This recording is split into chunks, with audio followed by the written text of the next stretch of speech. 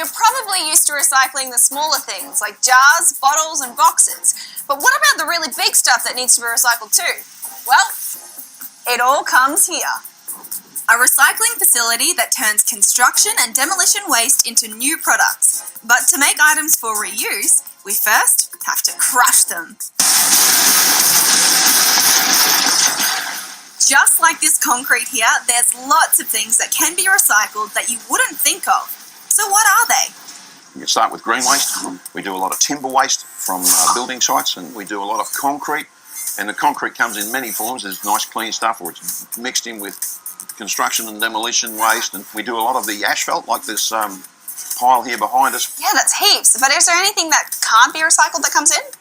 Claire, in all reality, everything can be recycled. Wow. It's only a question of how much money you throw at it. So right now, we're not recycling everything.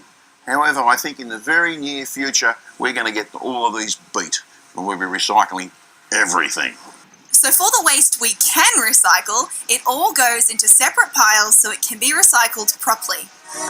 So Gary, why do we have to crush and grind up materials to recycle them?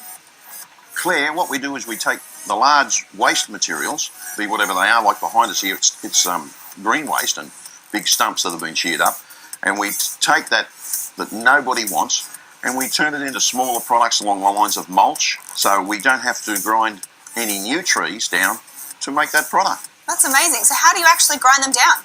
So it's awesome. We use this big grinder here behind us, and it takes all the big bits and turns them into little bits, and I just love watching. Oh, can I watch it now? Absolutely. Let's go. Tree trunks are cut into stumps which are put into the shredder. Here they're shredded into smaller pieces of wood called chips. These chips are then used as mulch for your garden.